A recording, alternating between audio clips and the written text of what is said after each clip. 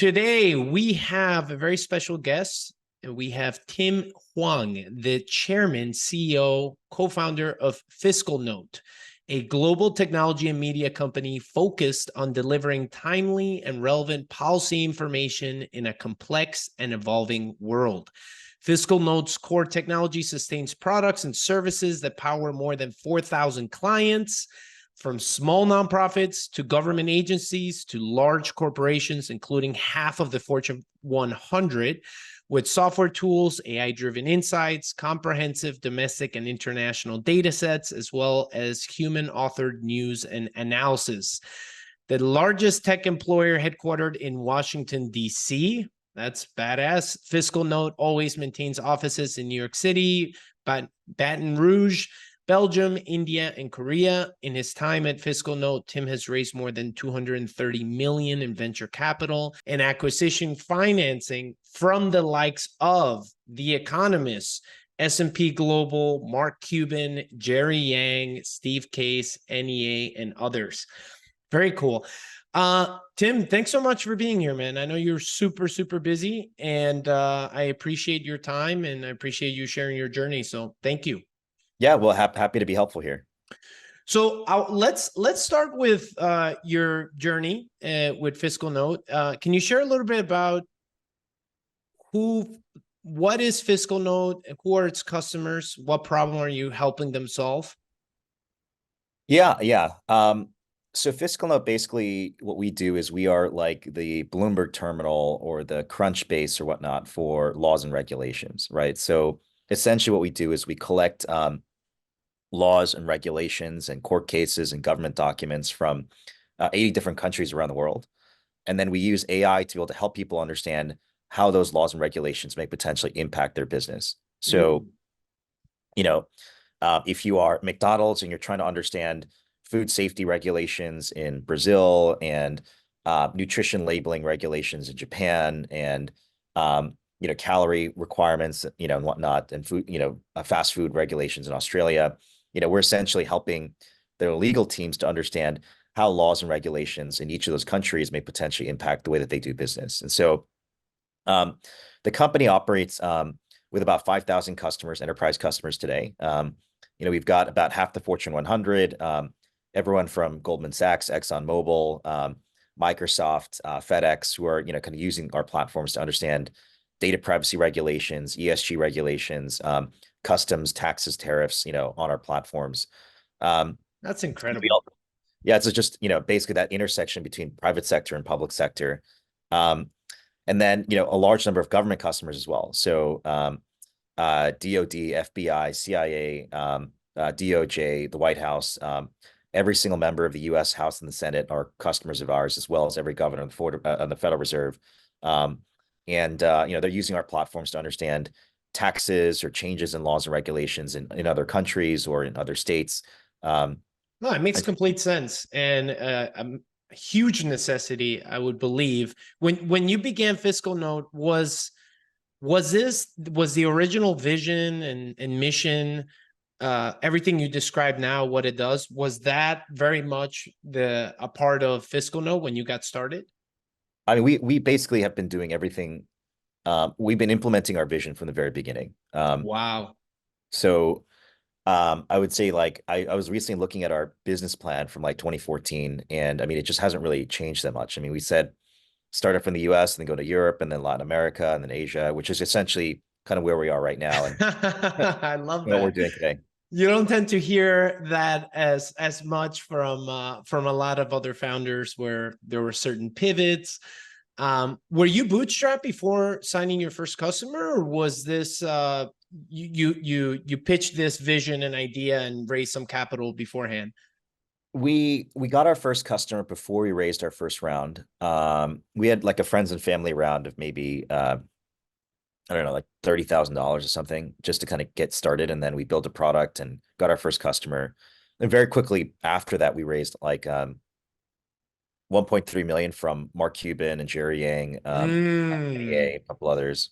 And I want to get to that. So first off, your ideal customer profile, Was that the same? It sounds like everything was the same from the get-go, the same mission, the same vision. So who who was the first customer that you signed? Was it like a enterprise, or was it a much smaller company, or well, how did that go? Yeah, they were like a mid-sized defense contractor. So like they made like military uniforms and like tank parts and stuff. And so How the I think hell did you get in contact with a company, one like that, and two, yeah, can you walk me through, do you remember how that sale was that, an email cold outreach, email marketing campaign at the time, or what did that look like? I think it was, I mean, to be honest, I think that first customer was like my CTO's college professor's friend who ran the company or something. I love that.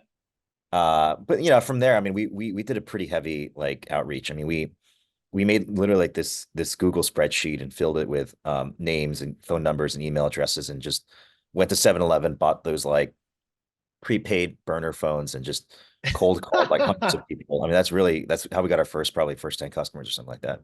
Wow, so you were jumping on calls too, Oh yeah, I would, like cold calling. yeah, jumping on calls, coding myself. I mean, we were doing everything basically. When did you know? So you signed that first customer in, which was in the defense side. Did that automatically let you believe, okay, let's stick around within this particular segment and kind of grow from here? Or what was your go-to-market strategy at the time?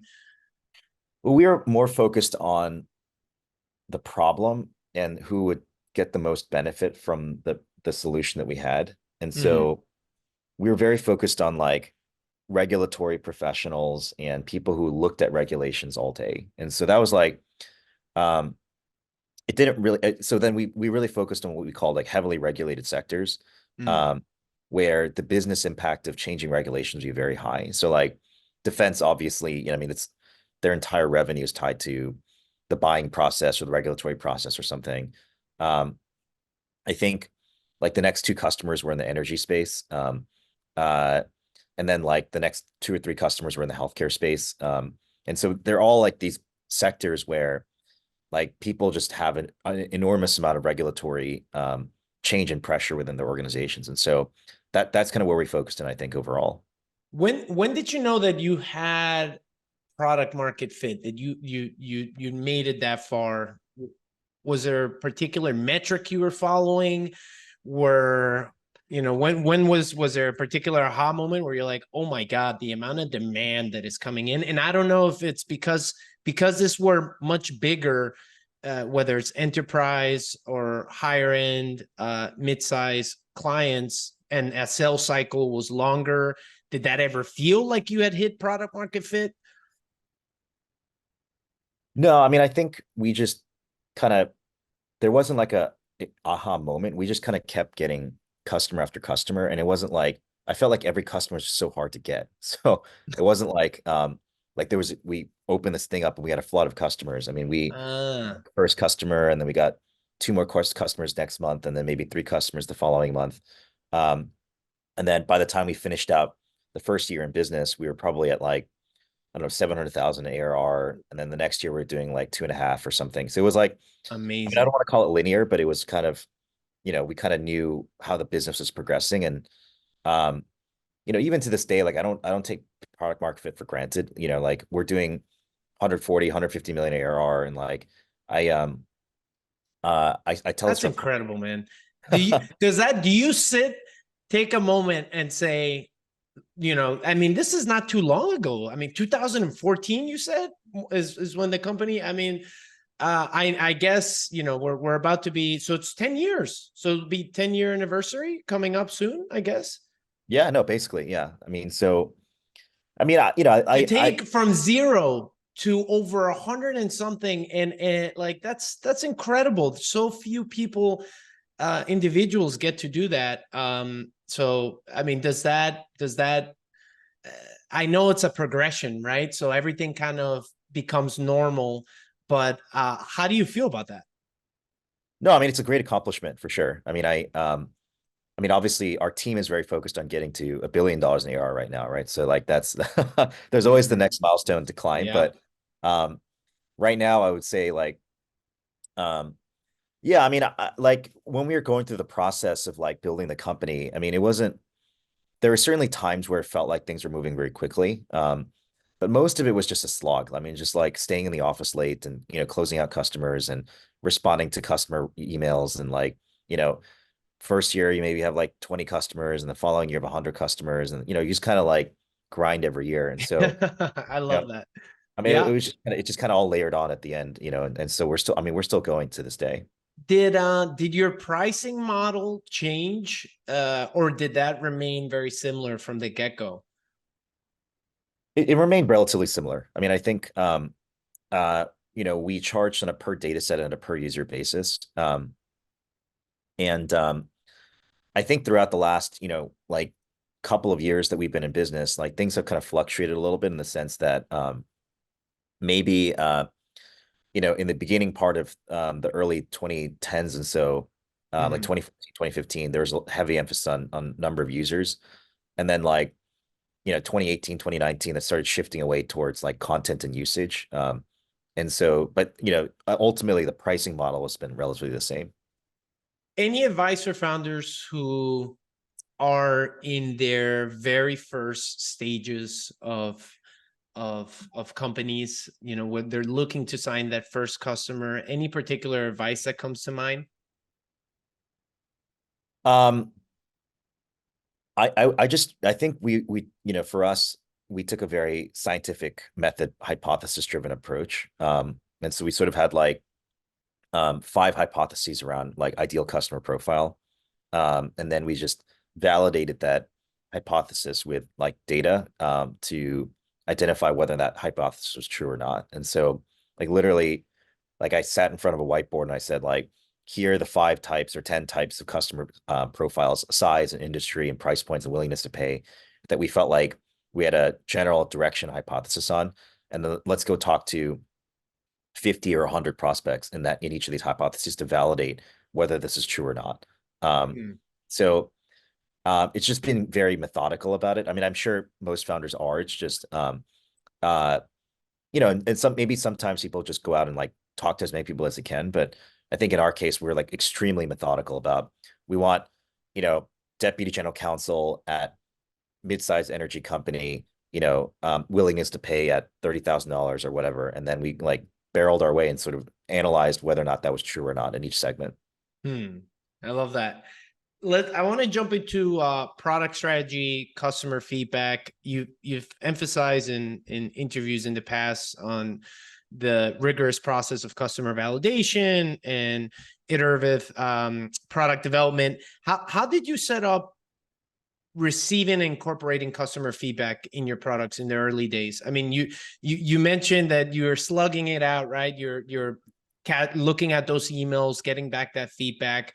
How do you take that and how do you incorporate it as the evolution of the product?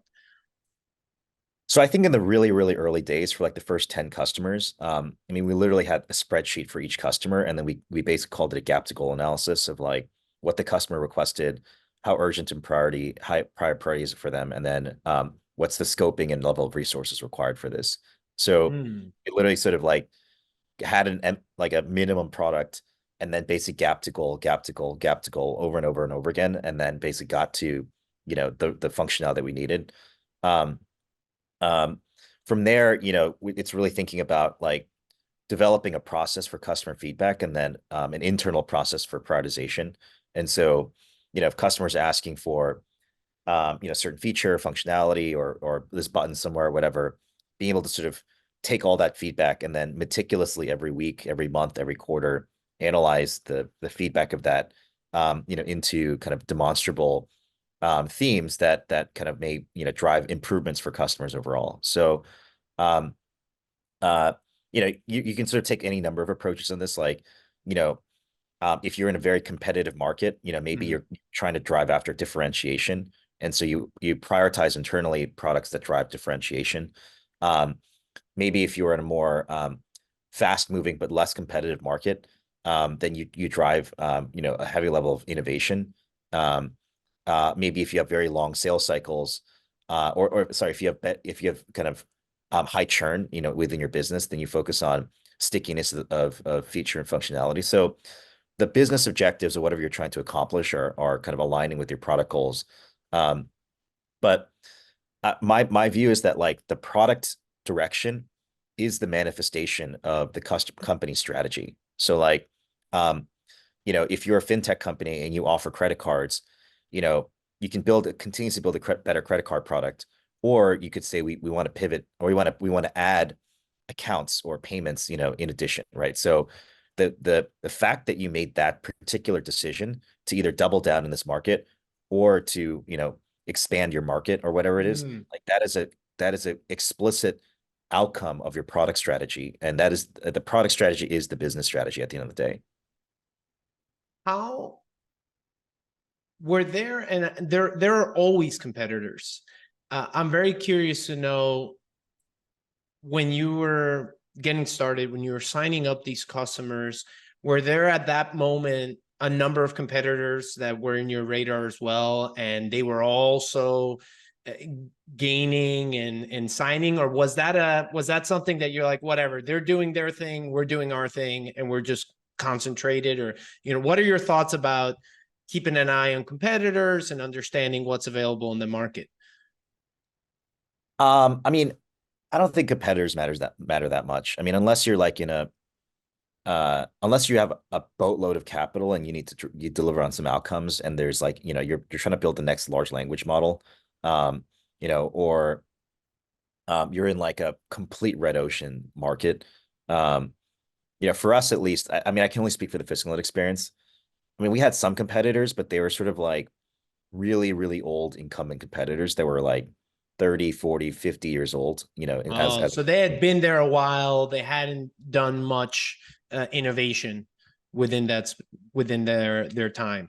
yeah, there are like print companies that transition or trying to transition online, or like, you know, um, consulting companies or law firm types that were trying to offer similar digital services, but like we were the only venture-backed startup in our space. And so Mm.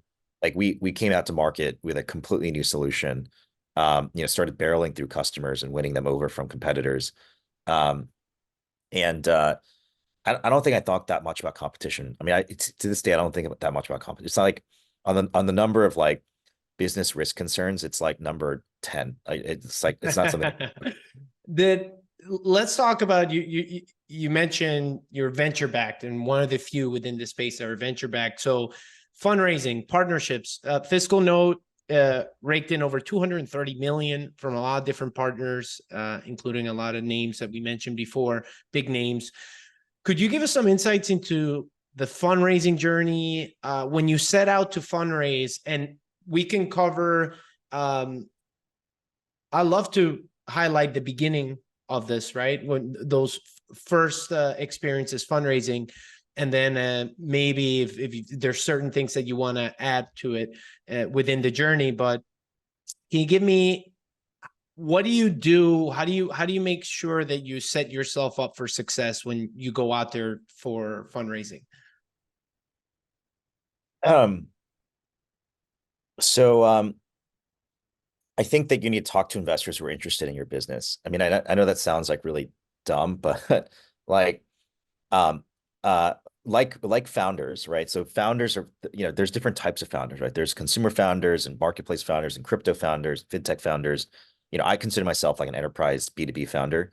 Like the level of like I don't know anything about marketplaces, or like I don't know anything about crypto. I mean I know enough, but like I would never be able to start a crypto company, Mm-hmm. it's just expertise. Um, Very similarly, investors are the same way. Like there's very, very, very few generalist investors. Most investors today specialize in, oh, I'm a consumer VC, or I'm an enterprise VC, I'm a crypto VC, I'm a fintech VC, healthcare VC.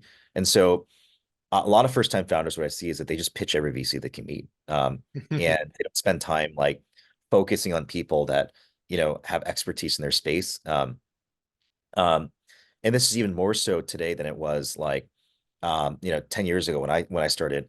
In the early 2010s, there was not that many VCs. I mean, there were like 30 or 40 institutional VCs.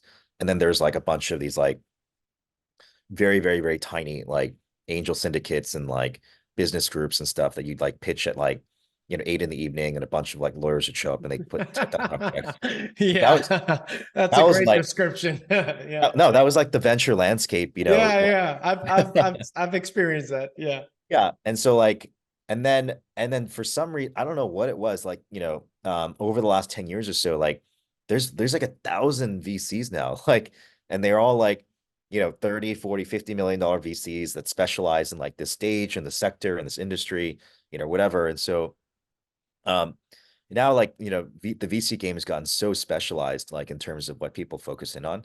Um, but, so going back to our early days of FiscalNote, like, you know, um, I probably pitched like every major sandhill VC in the market, got rejected from all of them, almost all of them.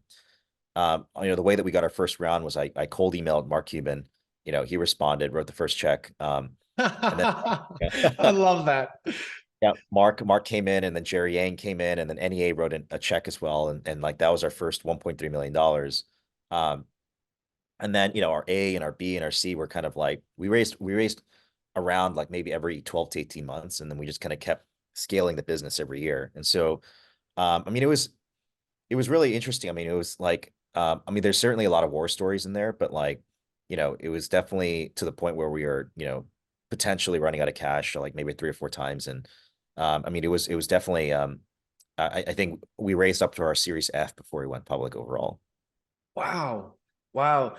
What throughout the A, B, C, I know that each phase brings its own difficulties and challenges. Is there a particular phase, and you mentioned war story, but is there that you went through a number of them, but is there any advice you would give to yourself if with hindsight going back, whether it was back to your A or back to your B or back to your C, that you would say, I might have done this a little bit differently, or founders that are already on their B going to their C, think about the following, and any type of advice or thoughts you have for that? I would just say that, you should always raise a little bit more capital than you expect, you would need.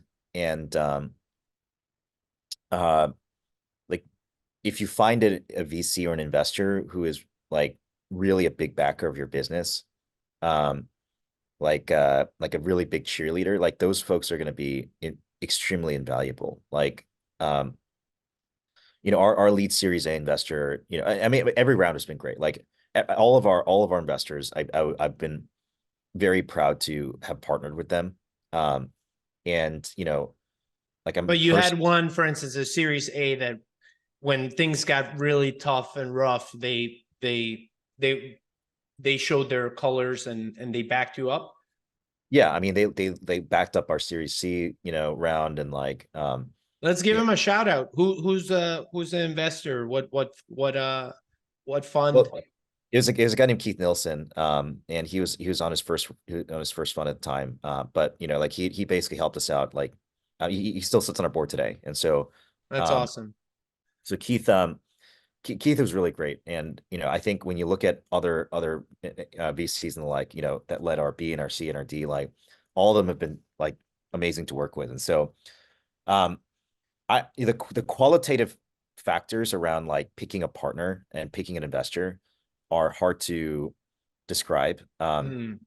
because I think that like capital is capital for sure, but then like working with really great value add investors, like help, accelerate customer development, make key partnerships, bring in, key executives. Like that's like really invaluable stuff at the end of the day.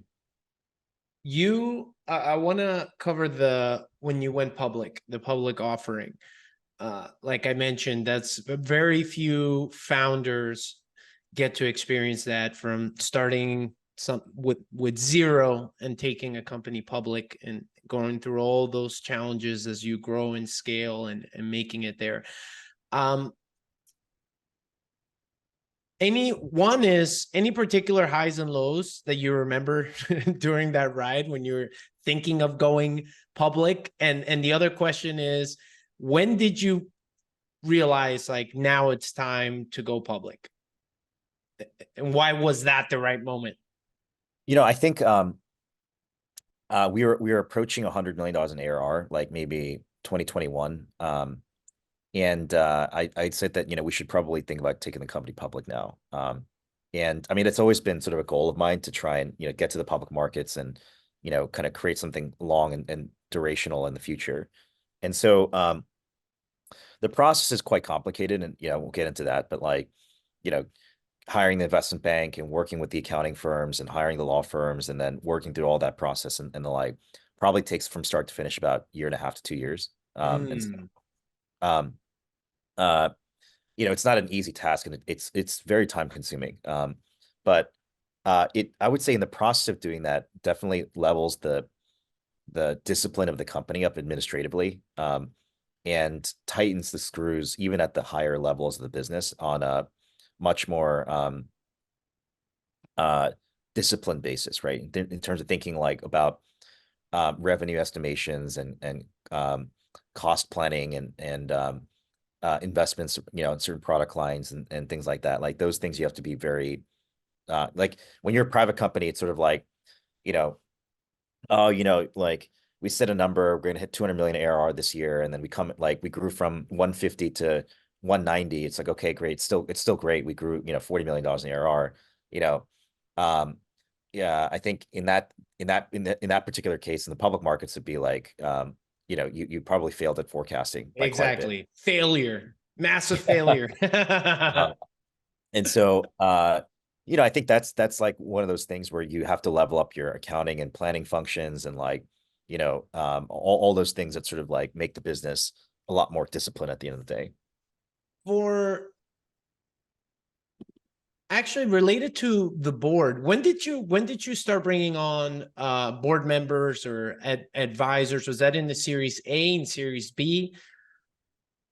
Yeah, I mean, we started bringing on advice. I mean, obviously with our Series A investor and whatnot, but by the time we were a Series D company, I think we were like fully majority independent. So as in like I still control over the board, but like the board members themselves were not investors. They were like independent people that we had brought on, to have a certain level of expertise. And so like we had somebody who was an expert in legal. We brought in the general counsel of LinkedIn. We had somebody who was an expert in sales, who was leading sales at VMware. We had somebody who was an expert in operations leadership. We brought in General Stan McChrystal. And so they're sort of like very, Wow, like that's very, awesome. yeah, leader oriented folks. And then sort of built like even a team, even above the senior leadership team, could help lead the business. Has any best in class, anything that has worked for you when it comes to board members? Because not a lot of founders get to share on those experiences. For founders that are thinking or growing their board or anything, any questions they should be asking themselves or things they should be aware of? I think a lot about competencies in the board. So like there are competencies that you need to have, and then there's competencies that you would probably want to have, right? So you need to have financial competency on the board, and you need to have legal competency and audit and accounting competency. Like that's like a given, like given the responsibilities of the board. But so those are like the core capabilities that you need. But beyond that, like it would be great to have somebody with product experience, at a big company that like understands your space, understands the market, right?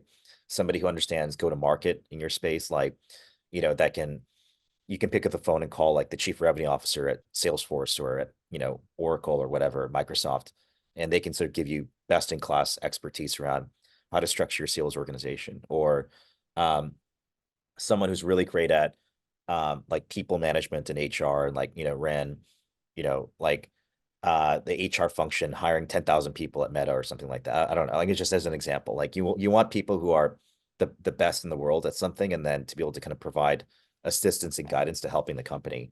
One of our board members today, her name is Anna Sedgley. She was the president and chief operating officer at Dow Jones. And oversaw like the Dow Jones indices and like the Wall Street Journal, the other things like, which is an adjacent business to our category, and kind of like has like industry knowledge and expertise, but also like in the weeds operations on technology transformation and engineering, product management, and other things that, beyond just like, hey, let's meet on a quarterly basis and approve the budget. Like, you can actually have, really strategic conversations about, the performance of the company and some of the challenges and whatnot. So, I think building a great board is definitely a huge value add for sure. Would you ever Have you ever thought, or would you ever in the future think about bringing it back private again? Are there certain pros and cons that make a lot more sense to you now than before? Well, I actually announced about 2 weeks ago that I have an intention to take the company private again. Oh, okay. So, uh, I can't comment too much on that. But what I will say is, um, the job of a public company CEO is very different from private company CEO. Like private company CEO, you're in the weeds and operations, like building product, talking to customers, all that stuff. The job of public company CEO is very different. Like you're managing Wall Street analyst expectations. Like you're spending a lot of time at investor conferences, one-on-one meetings with hedge fund managers and asset managers and portfolio managers, um, answering questions around the stock and around the company's performance and whatnot. So Is no it's longer what your customers need and care about, but it's what someone else might do on a trade that might send a signal that might be negative, that might send the stock down. So that there's other individuals in the mix now that before you didn't have yeah. to appease, I'm guessing. I mean, you're still responsible for that, like the product and the customers, and so you are still engaged in like product management and revenue funnel optimization and stuff. But you now have like, by the time you're public, you have a pretty broad team. You've Mm-hmm. got like a very long bench of like executives who are kind of doing that, and your job is to kind of monitor things as things are progressing, and then set the vision for the year and for the 3 year mark and for the 10 year mark, kind of where the company's growing. But right now, especially in the first year of going public, and the first, it's just a lot of market education. So, um, I think, I obviously made, an announcement a couple weeks ago. I mean, we'll see what happens, but that's what I think overall. Great. Uh, you scaled fairly quickly, right? You mentioned from the Series A to Series B to Series C, each round, growing, reaching those new targets. What advice, if you're looking back, what advice would you give another founder that finds him or herself in a situation where they're growing at that type of rapid pace when it comes to talent, when it comes to customer acquisition or customer success? What are different areas when it comes to scaling that you would definitely immediately give some advice on? Um, I guess in my kind of reflection of the last couple of years, at the end of the day, business is like, it comes down to two things. It's building a great product and distributing it to customers. And everything else, is just a function of those two things. So you hire people because you want to build great products and sell to customers. You raise capital because you want to build more great products and sell to more customers. You know, you develop an operating culture and a system and processes because you want to get more efficient at building product and selling to customers. So, um, like I kind of view these like two wheels of like operations, and it's really just a function of like making sure those wheels keep turning, and get, kind of more efficient and bigger.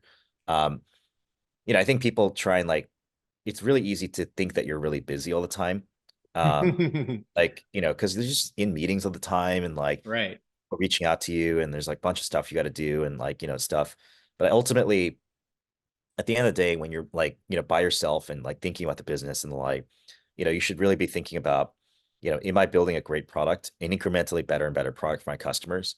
Um, and am I building a system that's more and more efficient at attracting customers to our business? Like that's it. Like, I mean, you know, if I was a Fortune 100 CEO, I'd think the same exact thing. Like if I was CEO of like McDonald's or GM or whatever, I would think like, how are we developing systems and people, and attracting capital to essentially develop better and better products. And then, do we have the right people and talent and culture and whatnot, to be able to get the products in front of our customers and create a great customer experience. Like that's it. Like, and that's as long as you kind of stay focused on that, I think that's really, kind of what I've tried to kind of stay grounded in overall. When did you decide it was time to target international or expand internationally?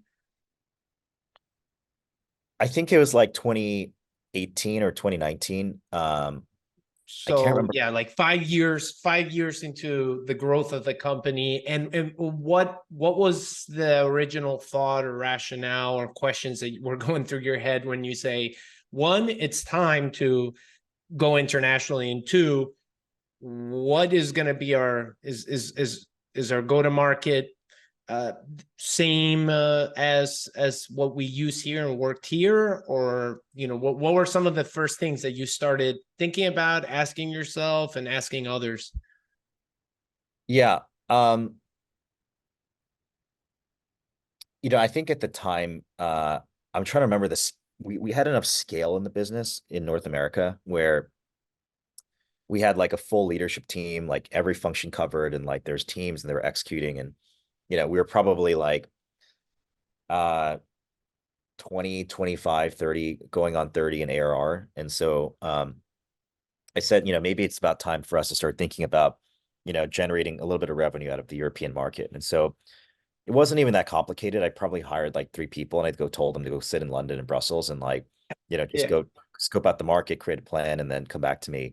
And we started getting some customers, and we made a very small acquisition, like a very micro acquisition, like a 10-person team in the European market.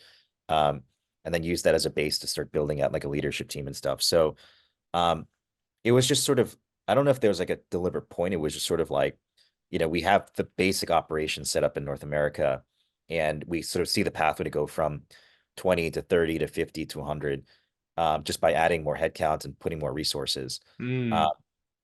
I think as we were thinking about the growth into the European market, it was just sort of like, let's put together a plan and then see how we can execute on this.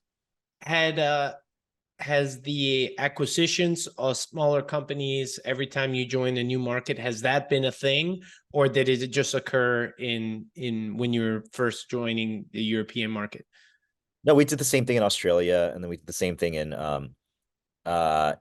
Korea, and then in Singapore. And so, we'll try and find like a small 10-15 person entrepreneurial company that has maybe like, a couple dozen or maybe 100 customers or something like that, bolt them on, start applying real resources and marketing and go to market of our kind of mothership, and then try and drive the business like there. And so like I don't think we make like big splashy acquisitions in huge markets. Like I think we try and go out and like really create like a beachhead and then try and expand from there.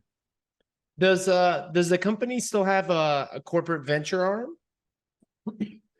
Yeah, I mean we've made a lot of acquisitions and some strategic investments and the like. And so we definitely are very active in trying to find innovation and growth for sure. And individually, are you still out there very active angel investing as well, or no?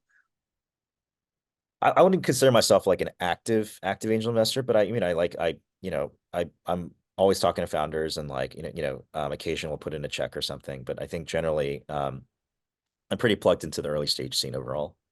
Got it. Anything else you want to share that we didn't get to cover? It could be initiatives, it could be things related to the company, talent, anything that you're looking for to give a shout out and for all the other founders to know and hear.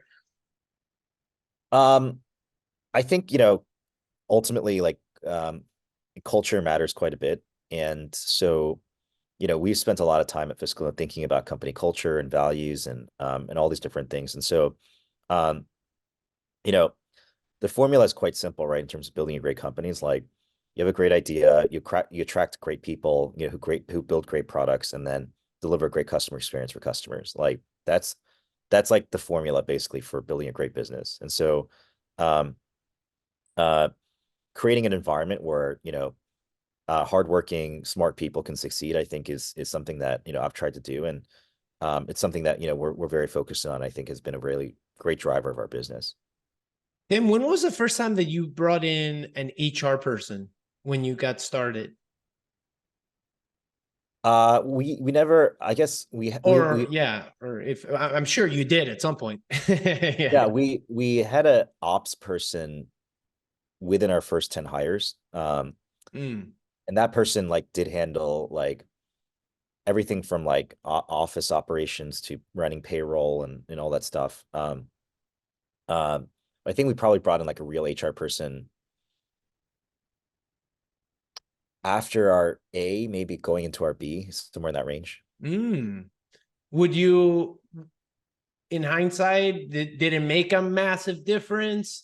The without that title, you mentioned there was operation individual that was kind of already handling, the whole culture, the organizational, operational piece to, and I guess the legal, all those things that make up HR. Would you have brought it earlier in hindsight, or that in your case it worked out?